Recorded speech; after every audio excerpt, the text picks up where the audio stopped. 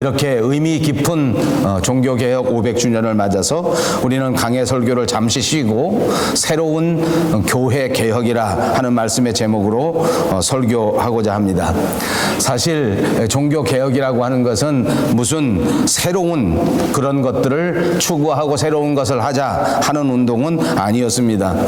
다름 아니라 다시 한번 교회의 본질로 돌아가자, 원래 기본이 되었던 우리 신앙을 다시 되찾자, 이렇게 생각하고 이렇게 운동을 벌였던 것이 종교개혁 운동이라고 할 수 있습니다. 오직 믿음으로 살아야 하고, 오직 성경을 우리의 신앙의 중심으로 두어야 하고, 오직 은혜 가운데 하나님의 영광을 구하는 신앙의 삶으로 돌아가야 한다 하는 것이 종교개혁의 근본 정신이라 이렇게 말씀드릴 수 있습니다. 사랑하는 여러분, 오늘 이 종교개혁 500주년을 맞아서 저와 여러분 그리고 우리 교회 모두가 이 종교개혁의 근본 정신을 본받고 우리 믿음의 가장 기본이 되는 하나님의 말씀으로 돌아가는 귀한 역사가 있으시기를 주님의 이름으로 축복합니다.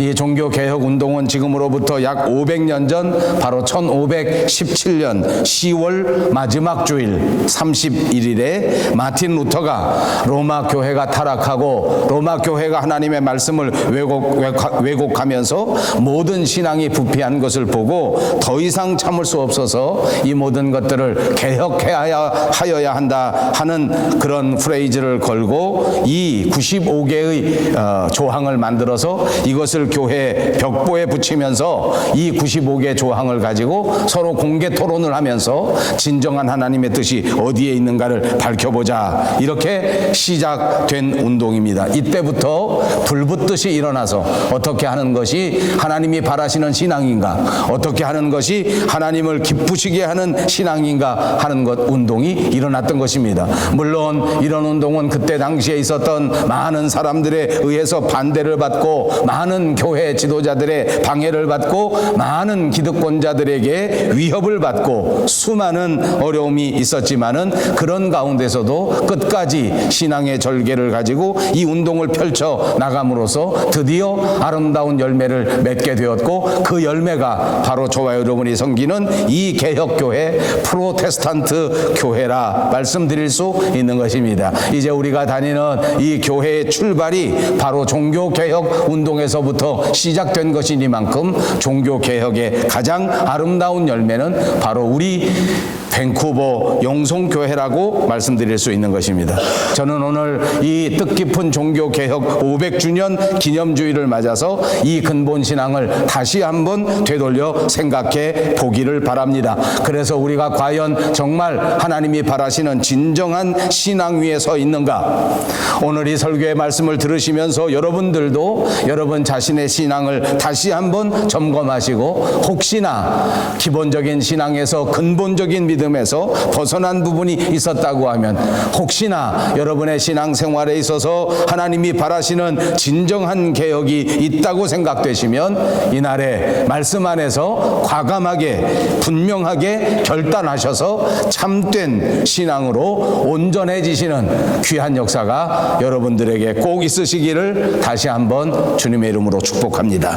그 첫 번째로 생각할 수 있는 것은 이 종교개혁이 바로 성경으로 돌아가자 하는 운동이었다는 말씀입니다. 하나님의 말씀인 성경으로 돌아가자, 성경 중심으로 살아가는 그런 성경적인 삶을 살아가는 사람들이 신앙인이다. 그러므로 우리는 반드시 성경으로 돌아가야 된다 하는 운동이었단 말입니다. 당시의 교회라고 하는 로마 캐톨릭 교회는 성경을 중요하게 생각하고 성경을 중심으로 살았다기보다는 오히려 교회의 권위를 더 높이 여기고 사람들의 전통의 권위를 훨씬 더 높이 여기고 교권을 훨씬 더 높이 여기고 중요하게 생각하던 때였습니다. 성경이 신앙생활의 중심이 되지 못하고 사람들의 생각이 오히려 신앙을 주도하는 중심이 되는 것 같은 그런 모습입니다. 그래서 교회에서 사람들이 만들어 놓은 온갖 전통과 사람들이 만들어 놓은 온갖 유전과 온갖 교리가 그만 교회 중심이 되고 신앙 생활하는 사람들의 사람들의 중심이 되었다고 해도 과언이 아닙니다. 성경은 뒷전에다 밀어놓고 오로지 사람들이 모여서 생각하는 모든 생각을 앞세웁니다. 교권을 지키기 위한 교리를 만들어서 그것을 앞세워서 신앙생활을 지도해 가는 형편입니다. 정말 이상한 짓도 많이 했습니다. 중세교회를 돌아보면 하나님의 말씀 안에서는 도저히 이루어질 수 없는, 성경적으로는 도저히 이해할 수 없는 이런 일들이 많이 일어났는데, 그 중에 가장 대표적인 것을 하나 꼽으라고 하면 다름 아닌 속죄권을 판매하는 행위였습니다. 이 속죄권이라고 하는 것은 바로 1515년 교황 레오 10세라고 하는 사람이 베드로 대성당을 짓고 있었는데, 이 성당을 짓다가 돈이 모자르게 되니까 이 돈을 거두어 드리기 위해서 성도들에게 이 돈을 모으기 위한 방편을 생각했는데, 그 중에 하나가 바로 속죄권이라는 것을 만든 것입니다. 그리고 이 속죄권을 교인들에게 팔아서 베드로 대성당을 짓는 자금을 모으려고 했던 것입니다. 죄 지은 사람들은 모두가 와서 죄 사함을 받아야 하는데, 속죄권을 사면 이 죄 사함을 받을 수 있다, 이것입니다. 속죄권을 사야만 구원을 받고 하나님의 나라에 들어갈 수 있다, 바로 이것입니다. 그것만이 아닙니다. 이 속죄권을 사기만 하면 이미 세상을 떠난 사람도 구원을 받을 수가 있다, 이렇게 사람들을 속이고 사람들을 현혹하게 된 것입니다. 많은 사람들이 이 말에 현혹됩니다. 많은 사람들이 여기 넘어가게 되었습니다. 자신의 죄를 용서받기 위하여 돈을 가지고 와서 속죄권을 샀단 말입니다. 뿐만 아니라 믿지 않고 죽어버린 내 형제를 위하여, 내 부모를 위하여 많은 사람들이 돈을 가지고 와서 구원을 얻기 위하여 종이 쪽지에 불과했던 이 속죄권을 사는데 줄을 서고 난리를 치게 된 것입니다.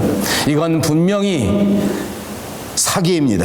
이건 분명히 성경에도 전혀 근거를 찾을 수 없는 그야말로 엄청난 죄에 불과한 것입니다. 이렇게 신앙이 타락했습니다. 이렇게 교회가 타락한 것입니다. 당시의 가톨릭 교회는 이런 타락의 모습이 정말 끝을 모를 정도로 계속해서 구렁텅이 같은 곳으로 빠져가고 있는 형편이었습니다. 그때 가톨릭 교회 신부로 심우하던 사람 가운데 한 사람이 바로 마틴 루터입니다. 도저히 이런 타락을 보고만 있을 수는 없었습니다. 이런 타락을 받아들일 수도 없고, 이런 타락에서 가만히 잠잠할 수 없어 그는 분연히 일어나 그 가톨릭 교회에 항거하기 시작하고, 엄청난 권한을 가진 교황에 대하여 항거하기 시작한 것입니다. 여러분, 오늘 저와 여러분에게 있어서 우리의 믿음의 중심은 과연 무엇인가 한번 생각해 볼 수 있기를 바랍니다. 하나님의 말씀, 그 성경 말씀이 저와 여러분의 신앙의 삶에 있어서 가장 중요한 중심이 되어야 하는데, 하나님의 말씀이 중심이 아니라 그 자리에 다른 것이 뿌리를 내리고 있습니다. 물질을 숭상하는 생각이 뿌리를 내립니다. 사람들의 생각을 숭상하는 생각이 뿌리를 내리고 있습니다. 정치적인 야망이 우리의 삶의 중심이 되고 있습니다. 오로지 어떻게 하든지 물질을 긁어 모으는 데만 혈안이 되고 있다고 하면 우리는 중세시대에 있었던 이 사람들과 하나도 다르지 않다는 것입니다. 우리 마음속에 하나님의 말씀이 중심이 되어야 합니다. 우리의 생활에도 하나님의 말씀이 중심이 되시기를 다시 한번 주님의 이름으로 축복합니다. 오늘 종교개혁 주일입니다. 500주년입니다. 역사적인 날입니다. 다시 한번 우리 모두가 성경으로 돌아갈 수 있는 진짜 역사적인 날이 꼭 되시기를 바랍니다. 두 번째로는 이 종교개혁이 오직 믿음으로만 의롭게 될 수 있다고 하는 운동인 것입니다. 인간이 하나님 앞에 의롭게 될 수 있는 것은 단 한 가지, 예수 그리스도를 믿고 예수 그리스도를 나의 주님으로 영접하는 그것만입니다. 그것만으로 우리가 용서받을 수 있고, 그것만 우리를 의롭게 할 수 있다는 사실을 꼭 믿으시기를 바랍니다. 그런데 그때 당시에 교회에는 이렇게 이렇게 깨끗하지 않았습니다. 이렇게 심플하지 않았습니다. 어딘가 교묘하게 구원이 믿음으로만 이루어지는 것이 아니다, 이렇게 가르쳤단 말입니다. 다시 말하면 인간의 선행이 우리를 구원할 수 있다, 우리의 정성을 바치면 우리를 구원받을 수 있다, 이렇게 속죄패를 사면서 돈을 내어놓으면 구원받을 수 있다라고 사람들을 속였단 말입니다. 자기가 어떻게 의로운 행동을 많이 하게 되면, 자기가 어떻게 의로운 선행을 쌓아두면 그것이 구원을 받을 수 있는 길이 된다. 또 어떤 사람들은 스스로 고생을 감수하면, 스스로 고통을 감수하면 의로워질 수 있다 믿었던 사람도 있습니다. 그래서 자기 스스로를 학대합니다. 그냥 가만히 있지 못하고 스스로 일어나서 고생을 사서 한단 말입니다. 자기 스스로 자기의 몸을 괴롭힙니다. 멀쩡한 계단을 걸어서 올라가지 않고 무릎 꿇고 올라가면서 무릎에 피가 철철 나게 되면 그것이 혹시 나를 구원하지 않을까 하는 생각을 가졌던 사람도 많았습니다. 오늘 이 종교개혁의 주인공이었던 마틴 루터도 그랬습니다. 구원을 완성하기 위하여 하루는 올라가서 그 100개가 넘는 계단을 무릎으로 걸어 올라갔다가 무릎으로 내려오는 일도 감당했습니다. 이렇게 고통을 자초하면, 이렇게 고행을 수행하면, 이렇게 어렵게 사는 삶을 내가 살아간다면 혹시 구원받지 않겠는가 하고 착각한 것입니다. 그는 드디어 깨닫습니다. 하나님의 말씀이 분명하게 우리에게 말씀하고 있는 진리를 다시 한번 깨닫게 된 것입니다. 우리는 오로지 믿음으로 구원받는다. 예수 그리스도를 향한 믿음이 우리를 구원한다고 하는 사실을 다시 한번 깨닫게 된 줄로 믿습니다. 그러므로 인간의 행위로 구원을 받는다든지, 인간이 선행을 이루면서 구원을 받는다든지, 인간이 고통을 스스로 당하면서 구원을 받는다는 것은 도저히 성경과는 다른 것이다. 사람이 의로워지는 것은 오로지 믿음으로 되는 것이다. 아멘. 오직 의인은 믿음으로 말미암아 살리라. 이 말씀 위에 굳게 서는 저와 여러분이 되시기를 바랍니다. 이 세상에 있는 많은 종교와 우리 그리스도교의 차이점은 바로 구원관입니다. 이 세상에 있는 많은 종교들은 사람의 노력이 사람을 구원할 수 있다고 말합니다. 이 세상에 있는 많은 종교들은 사람이 스스로 자기의 공로를 축적함으로써 구원을 이룰 수 있다고 생각합니다. 그러나 우리가 믿는 기독교는 전혀 그렇지 않습니다. 오직 예수 그리스도를 믿는 믿음으로만 구원이 이루어진다고 말씀해 주시는 줄로 믿습니다. 여러분, 그러므로 이 말씀을 기초해서 분명히 기억하십시오. 사람이 아무리 공로를 쌓아도, 사람이 아무리 스스로 노력을 한다고 해도 그것으로 구원을 받을 수 있는 것인가? 아닙니다. 절대 그럴 수 없습니다. 구원은 오직 우리 구주 예수 그리스도의 십자가를 받아들이고 영접하고 믿음으로써 얻게 되는 것을 확실하게 붙잡으시기를 바랍니다. 세 번째로, 종교개혁은 바로 우리 모든 믿는 사람들이 하나님 앞에서 다 제사장이다 하는 믿음의 운동인 것입니다. 그때 당시에 교회들은 마리아를 중보자로 생각했습니다. 예수님의 어머니 마리아를 통해서 예수님 앞에 나아갈 수 있다고 생각하고 마리아를 숭상하기 시작한 것입니다. 마리아에게 기도를 하기 시작했습니다. 그러나 이 모든 것들이 성경과 다른 이야기입니다. 이제 우리는 하나님 앞에 나아갈 때 그 어떤 중간 사람이 필요하지 않습니다. 이제 저와 여러분은 하나님 앞에 나아갈 때 중간에 누가 반드시 있어야 하는 것이 아닙니다. 우리는 모두 예수 그리스도의 십자가를 의지하여 주님 앞에 당당히 나아갈 수 있는 존재가 됐다고 하는 사실을 믿으시기를 바랍니다. 구약시대에는 제사장을 통하여만 하나님 앞에 나갈 수 있었습니다.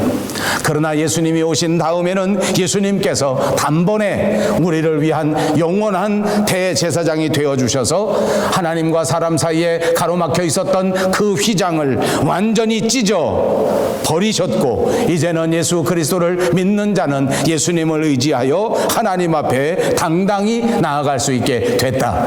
이것이 바로 만인 제사장주의라고 하는 것입니다. 종교개혁은 이렇게 우리가 하나님 앞에 직접 나갈 수 있다는 것을 말씀하고 있는 운동이란 말입니다. 이제 종교개혁 500주년을 맞아 우리의 신앙을 다시 한번 돌이켜봅니다.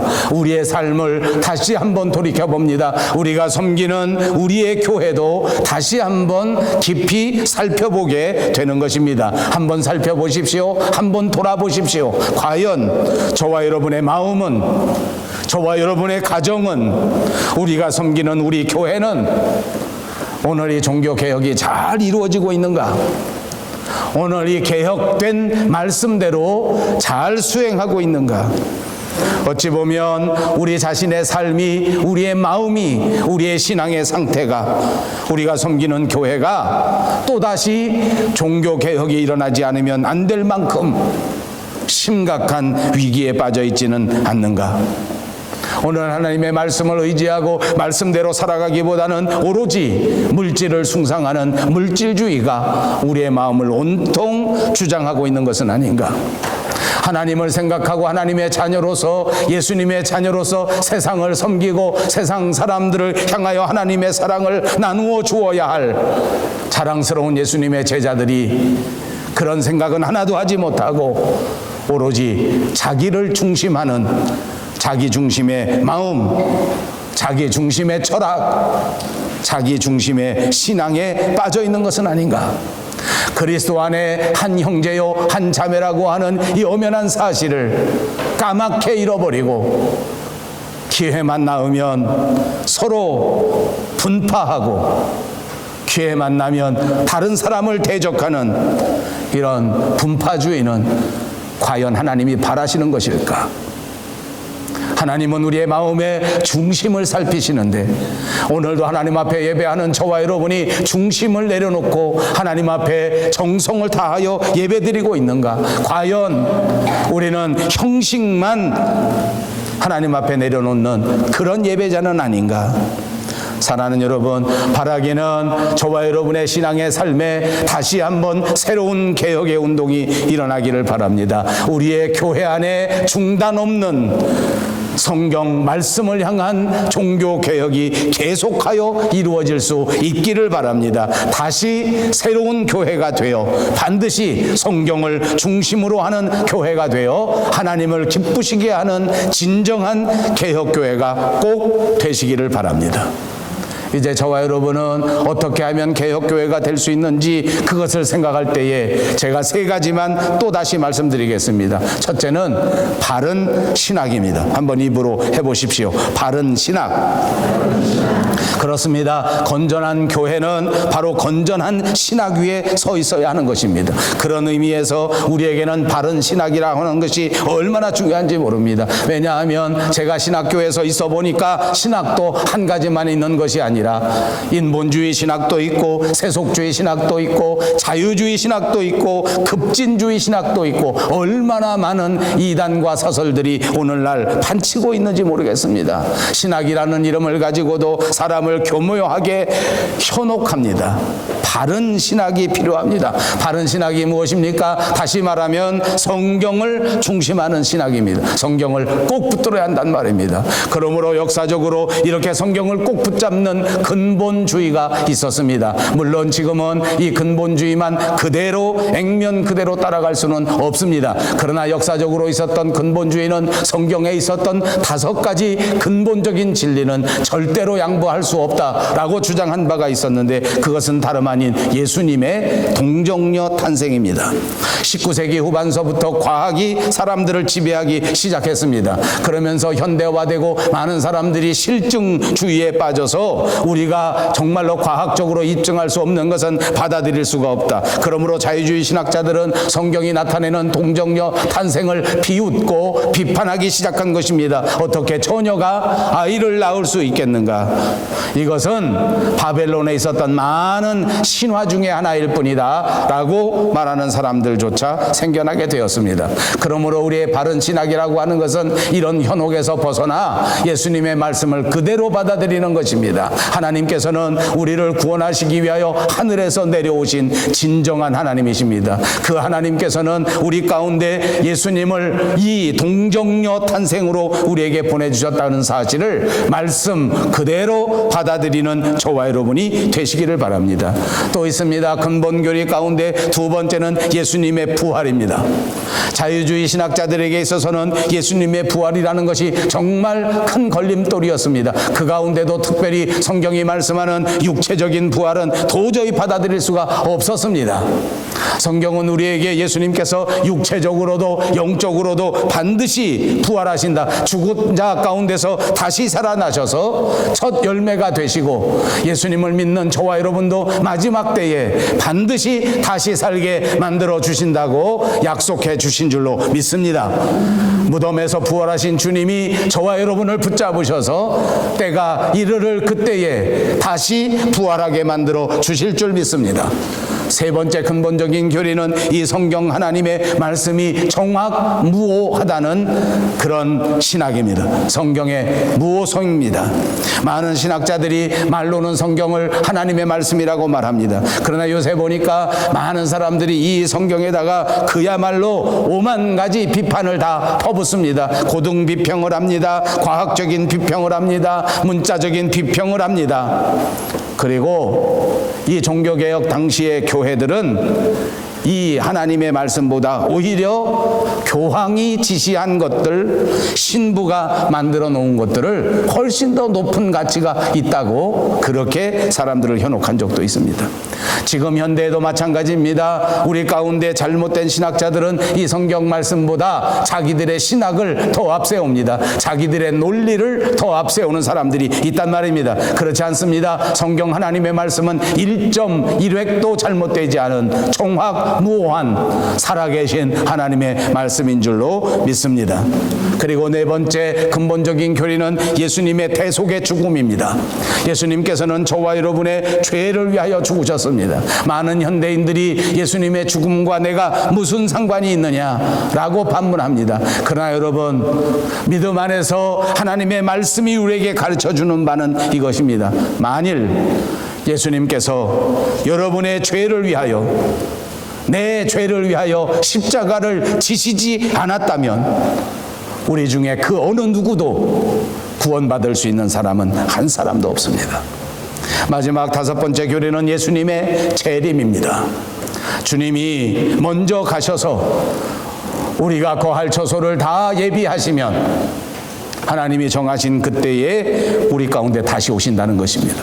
여러분 이거 믿습니까? 놓치지 말아야 할 그리스도인의 가장 귀한 소망인 줄로 믿습니다. 현대인들 가운데 많은 사람들은, 신학을 하는 사람, 교인들 가운데에도 자유주의 신학자들은 이 예수님의 재림을 믿지 않습니다. 예수님의 재림이 두렵습니다. 예수님의 재림을 절대 부정하고 싶습니다. 그러나 여러분, 예수님의 재림이 없다면 그 많은 하나님의 약속은 어떻게 이루어진단 말입니까? 예수님이 재림하시지 않는다면 하나님의 나라는 이 땅 위에 구현될 수 없는 것입니다. 그러므로 여러분, 이 굳건한 바른 신학 위에 세워지는 여러분들이 되시기를 바랍니다.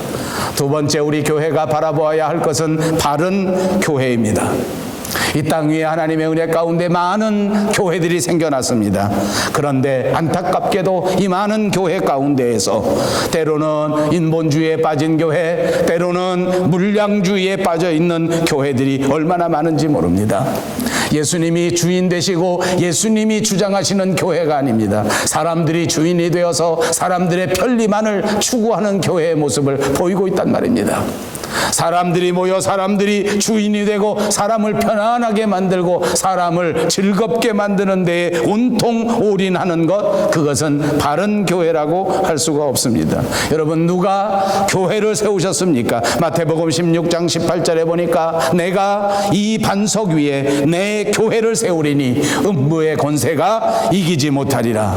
그렇습니다. 교회의 주인은 정확하게 하나님이십니다. 결코 사람이 아닙니다. 이 교회 주인도 마찬가지입니다. 우리 밴쿠버 영성교회는 살아계신 예수님이 우리 교회 주인이시라고 하는 사실을 굳게 기억하시기를 바랍니다. 마지막 하나 더 강조합니다. 그것은 우리가 이 종교 개혁을 맞이하여 바른 생활을 바라보아야 할 것입니다. 여러분, 저는 바른 신학을 말하고 바른 교회를 말했습니다. 그리고 보니까 한국말 중에 이 바르다는 말이 얼마나 좋은 말인지 모릅니다. 무엇이든지 바라야 합니다. 아이들도 바르게 자라나야 합니다. 목사님들도 바르게 목회해야 합니다. 장로님들도 교회를 바르게 섬겨야 합니다. 왜냐하면 모든 교회 지도자들이 가정에서 거울이 되고 교회에서 거울이 되고, 그리고 이 모든 지도자들이 이 모든 하나님의 교회에 바로 양심이 되는 것이기 때문입니다. 여러분, 바른 생활은 무엇입니까? 바른 예배를 말하는 것입니다. 날마다 우리의 삶 전체가 하나님을 향한 예배가 된다면 그것이 제가 말씀드리는 바른 예배입니다. 그러므로 여러분, 주일날만 거룩하지 마시고 내일도 모레도 월요일에도 화요일에도 온통 일주일 내내 모든 삶을 하나님 앞에 드리는 예배로 살아가시기를 주님의 이름으로 축복합니다. 그것이 진정한 종교개혁이요, 그것이 500년 역사 가운데 하나님을 가장 기쁘시게 하는 바른 생활이 될 줄로 믿습니다. 그렇습니다. 이 바른 생활이야말로 하나님 앞에서 내가 변화되는 것입니다. 내가 개혁되는 것입니다.